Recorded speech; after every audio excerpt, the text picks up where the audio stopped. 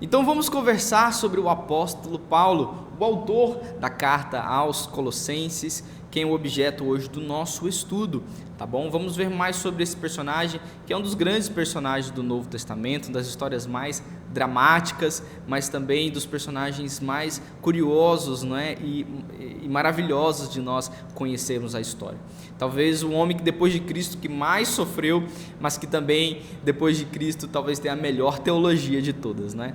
Vamos estudar sobre o apóstolo Paulo, aquele que nos entregou praticamente o maior compêndio teológico do Novo Testamento, nas suas 13 cartas.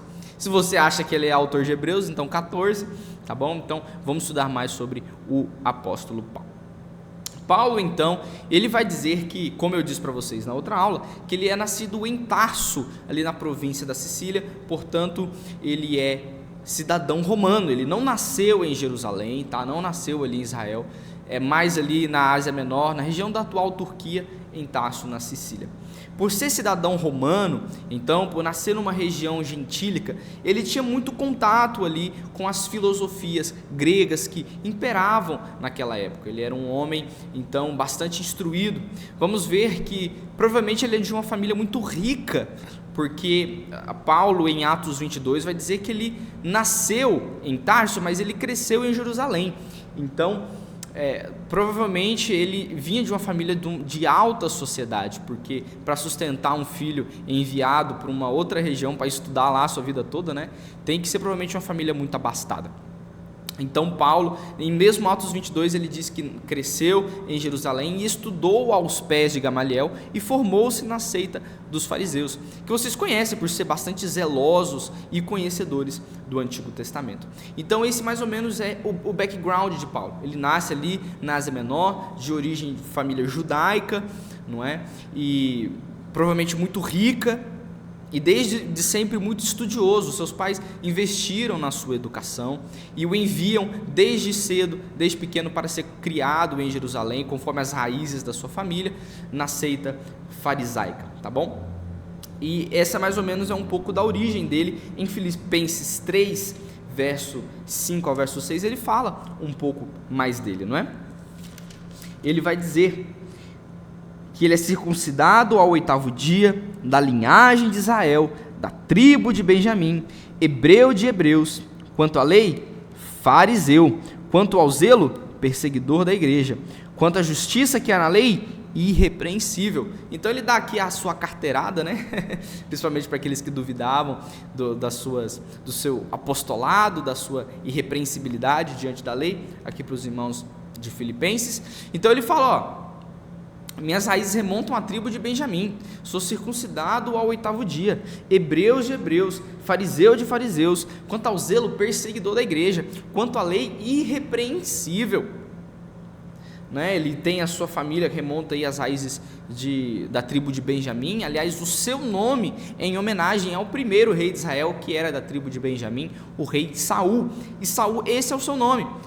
A gente usa Paulo, né, que é uma variação latinizada, romana do nome dele, mas que na verdade o nome dele é Saul. Saul, igual o rei Saul lá do Antigo Testamento. Paulo é uma variação romana, latinizada, e Saulo é uma variação grega.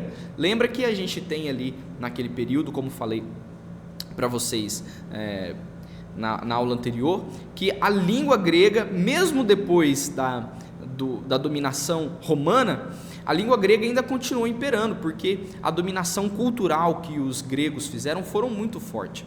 E essa não era muito a praia dos romanos, né? Eles dominavam a partir do militar, a grande força deles era a engenharia, a arquitetura, o direito, não necessariamente a cultura, não é?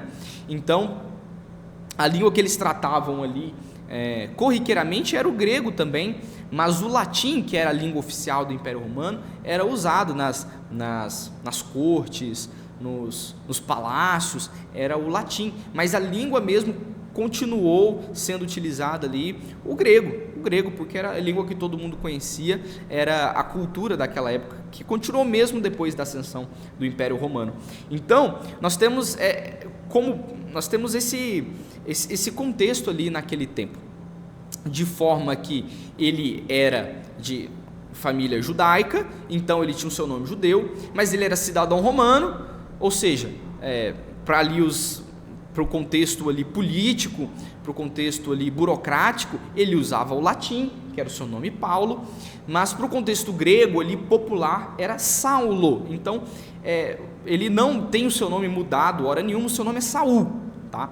Mas a depender do lugar onde ele estava, com quem ele tratava, ele usava variações desse nome, tanto Saulo, tanto quanto Paulo, tendo em vista também que ele era um homem que viajava bastante, né? E a gente vai ver ele em Atos, principalmente ali nas suas viagens missionárias, ali fora de Israel, expandindo para os povos gentios. Por isso que a gente vê bastante esse nome Paulo, porque era o nome romano dele, então era o nome que ele tratava ali, que ele tinha como cidadão romano. Então não tem essa dele ter tido seu nome mudado, tá? São só grafias diferentes, do latim, do grego e do hebraico, mas o seu nome é Saul. Então ele diz isso sobre isso mesmo. Sou da tribo de Benjamim, circuncidado, estudei aos pés de Gamaliel. Você que viu The Chosen, lembra provavelmente de Nicodemos, né? E como ele era tratado com grande respeito, autoridade por todos ali.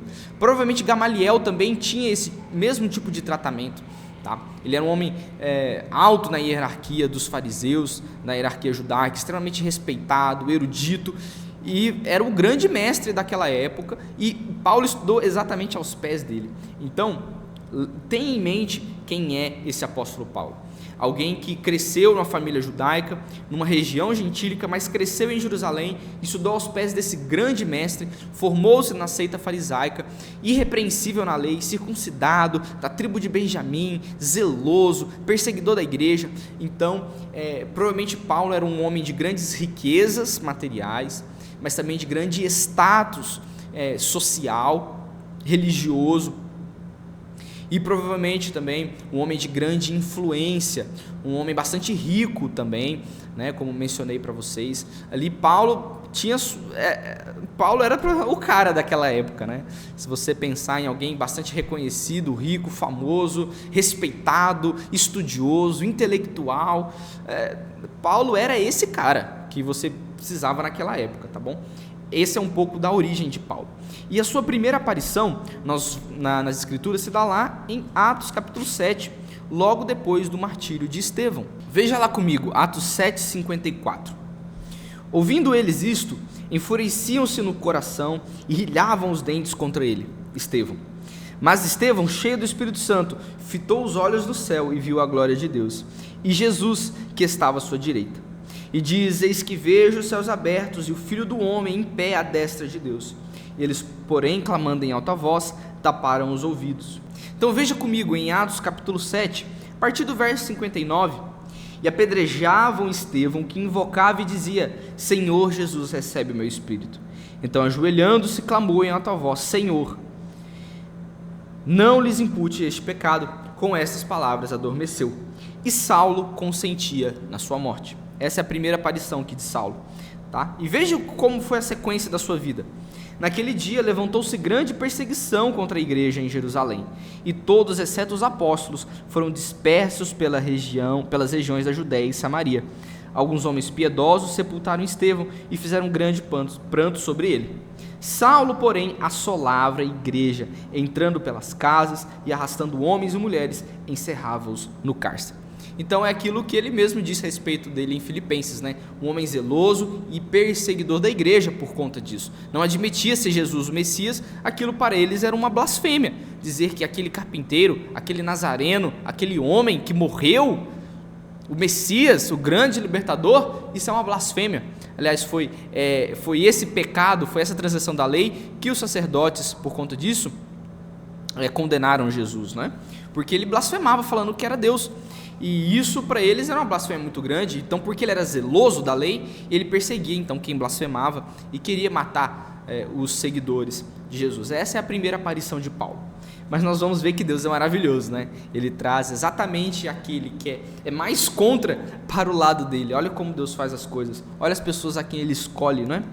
E em Atos 9, nós vamos ver o famoso relato da conversão de Paulo, quando ele, na estrada de Damasco, indo perseguir a igreja do Senhor, tendo tido o aval dos sacerdotes, ele então tem um encontro com Jesus, o vê, assim como Estevão viu em Atos 7, ele vê também Jesus, e por conta dessa visão, ele fica cego ali, e a partir desse momento ele recebe não só a sua conversão, não só o Espírito Santo, né? Mas ele recebe também um chamado. Em Atos 26, quando ele narra a sua conversão, tá? Ali para quem o estava interrogando, ele vai dar mais detalhes um pouco do que aconteceu naquele episódio, que a gente não vê em Atos 9. Então em Atos 26 ele vai dizer que ele recebeu um chamado para ser luz para os gentios, pregar o evangelho para aquelas pessoas de fora. Por isso que ele é conhecido, como ele mesmo se chama, né, em Efésios, em Gálatas, como o apóstolo dos gentios, aquele a quem Deus encarregou para que o evangelho fosse pregado para as outras nações, para aqueles povos que não conheciam a Deus. Enquanto os apóstolos, os 12, né, quer dizer, os 11, o 12, né, com Matias, depois que entrou, ficavam e tiveram o seu ministério concentrado em Israel, para as ovelhas de Israel, Paulo foi levantado por Deus para levar esse mesmo evangelho para os gentios, tá bom? E em Atos 26 ele descreve esse chamado, que ele foi levantado como luz para os gentios. Logo depois desse tempo, nós vamos ver que Paulo, ele então, lá no relato de Gálatas, abra lá comigo Gálatas capítulo 1, a partir do verso 11, ele vai dizer: faço-vos, porém, saber, irmãos, que o evangelho por mim anunciado não é segundo o homem, porque eu não recebi nem aprendi de homem algum, mas mediante revelação de Jesus Cristo.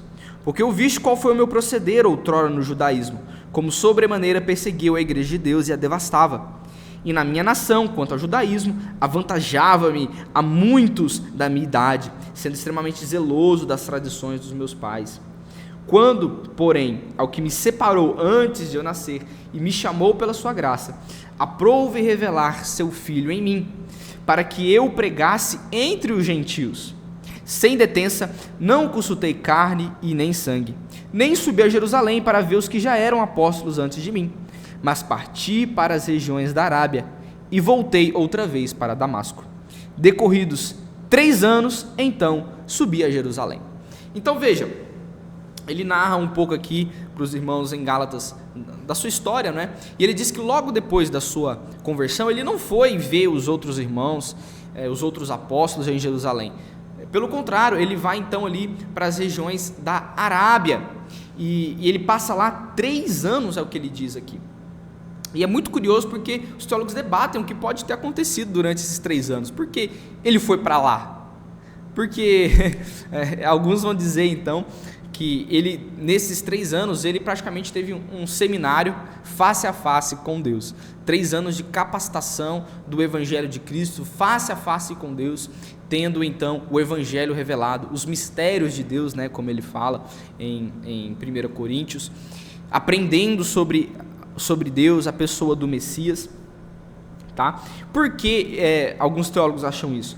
Porque no verso 11, ele diz que o evangelho por mim anunciado não é segundo o homem, porque eu não recebi nem o aprendi de homem algum, mas mediante a revelação de Jesus Cristo. Então ele vai dizer que o evangelho, ele não foi aprender com os apóstolos, ele não foi perguntar para eles, como é que era Jesus, quais eram os seus ensinamentos, o que ele fez, né? Ele não foi perguntar para os apóstolos, ele sem detença foi imediatamente para a região da Arábia e ficou lá 3 anos, e não aprendeu o evangelho de homem algum, mas mediante revelação de Jesus Cristo.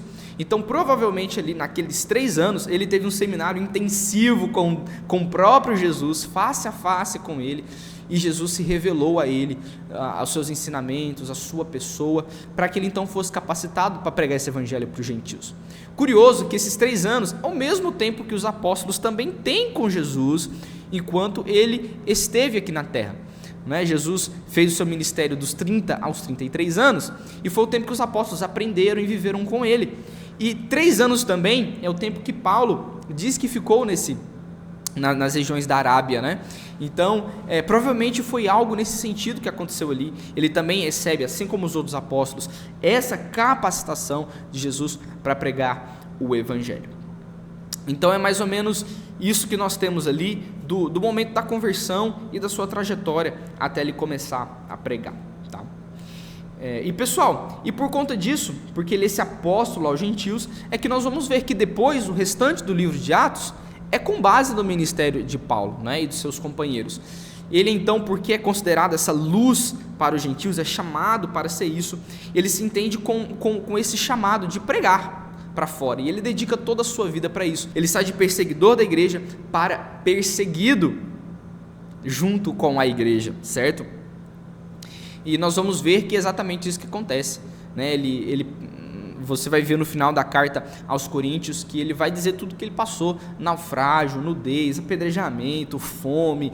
É por isso que ele sabe dizer que sei viver contente em toda e qualquer situação, porque Paulo já foi um homem de grande respeito, rico, reconhecido, famoso, respeitado, e agora é escória da sociedade, né? Tinha que viver fazendo tendas. É assim que ele gerou o ganha-pão dele nas suas viagens missionárias.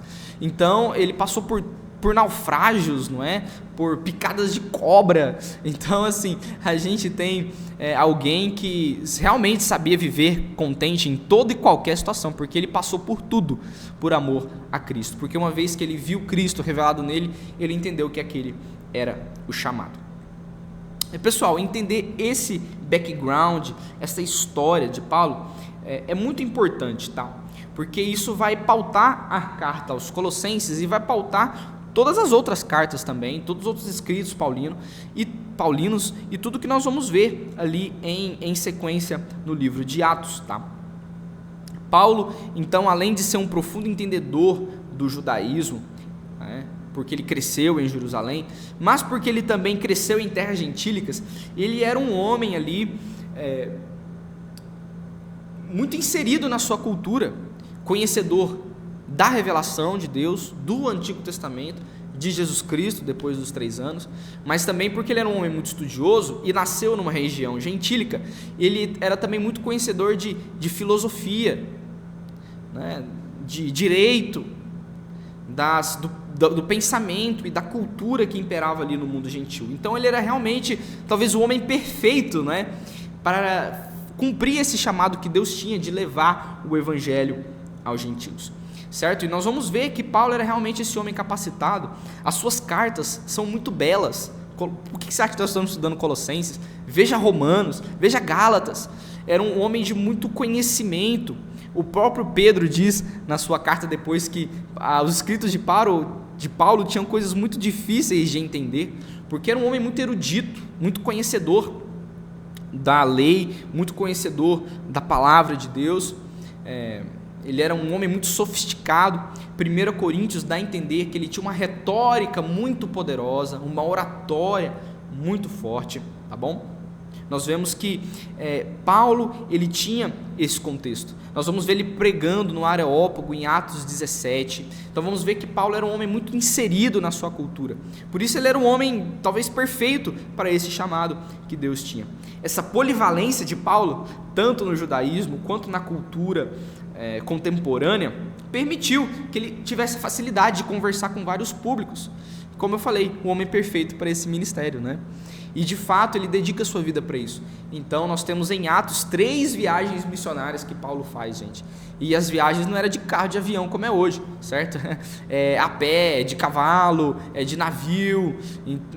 E ele na sua vida fez então essas 3 viagens missionárias, como nós vamos ver relatado em Atos, e possivelmente uma 4ª também, que nós nem temos relatado na Escritura, mas documentos históricos dão a entender que ele fez até uma 4ª viagem missionária depois, indo até a região da Espanha. Então se você tem mais ou menos um mapa aí da região, você vai ver a distância. Eu vou colocar aqui na tela para vocês a distância aqui onde foi as primeiras viagens dele, com a 4ª viagem dele, que foi até a Espanha, não é? Então é um homem que andou demais, que pregou demais para várias culturas, vários povos, tá bom? E assim foi um pouco do contexto e da história de Paulo. Por conta dessa vida toda conturbada, não é, dele, alguns vão dizer também que provavelmente ele era solteiro, né? Viajava bastante para pregar o evangelho e vivia integralmente do ministério. Então provavelmente ele era solteiro ou ele era viúvo, tá? A forma como ele escreve para os irmãos em 1 Coríntios 7, não aconselhando o casamento, né, em tempos de perseguição, dá a entender que ele mesmo não era casado. Então aqui essa curiosidade também da vida de Paulo, tá bom? Paulo então não é só conhecido pela sua educação, pela sua erudição, mas também ele era conhecido pelas suas viagens missionárias, mas ao longo dessas viagens ele também foi conhecido por ser um grande plantador de igreja e criador de lideranças, né? Porque ele plantava as igrejas, certo? Inclusive muitas dessas igrejas que nós vemos aqui nas cartas, não é o caso de Colossos, tá? Vou falar com vocês na próxima aula. Por onde ele passava, ele plantava igrejas, pregava evangelho, ficava o tempo que Deus determinava que ele ficasse, ia para uma cidade, ia para outra, e durante as suas viagens ele plantava igrejas, tá bom? Mas, como eu falei, ele plantava e tinha que continuar a viagem. Fez 4 viagens missionárias, o homem, né? Muito produtivo. Mas, ao mesmo tempo, ele tinha que deixar pessoas guiando e liderando aquelas igrejas no seu lugar. É por isso que Paulo também tinha muitos companheiros e é conhecido também por formar muitas lideranças ao longo do seu ministério.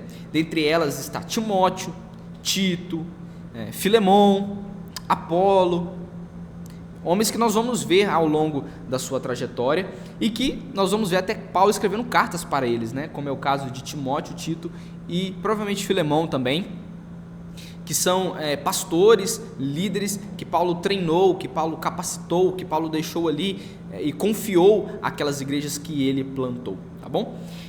Então a gente tem também até um contexto aqui para vocês desses homens, né? Timóteo, Tito e Filemon, que eram ali pessoas companheiras de Paulo, né? Lucas, Barnabé. Então Paulo sempre se cercou de pessoas para fazer esse ministério, ele nunca fez sozinho, mas contou com a ajuda da igreja, tá bom? Sobre Colossos particularmente, conto para vocês depois, tá? Então Paulo, é por isso que ele tem várias cartas a várias igrejas, porque ele passou por muitos lugares, conheceu muitas pessoas, treinou vários líderes, e em muitos contextos diferentes foi necessário que ele enviasse muitas cartas, porque as igrejas que ele deixou plantada ou passavam por problemas, tinham necessidades, ou até igrejas de amigos seus que plantaram, que é o caso de Colossos, né? Precisavam de alguma instrução e eles recorriam para Paulo, porque era o grande, como eu disse para vocês, homem muito erudito, conhecedor da palavra, recorriam a Paulo por ajuda. Por isso que ele tem tantas cartas, até outras cartas mais que a gente nem tem, não é? Pelo que nós entendemos a respeito do relato bíblico e de relatos históricos, foram 4 cartas à igreja de Corinto, nós só temos 2. Provavelmente não, teve uma carta também para Laodiceia, como nós vamos ver no final ali da carta aos Colossos, né? E muitas outras que a gente nem tem aqui nos registros. 13 já são bastante, né? E dão esse panorama para a gente que Paulo, então, escreveu muito porque ele fez muita coisa, viajou muito tempo, conheceu muitas pessoas. É por isso que nós temos tantas cartas, e graças a Deus por isso, né? Porque essas cartas formam praticamente toda a teologia que nós temos no Novo Testamento. Graças a Deus pela vida de Paulo, tá bom?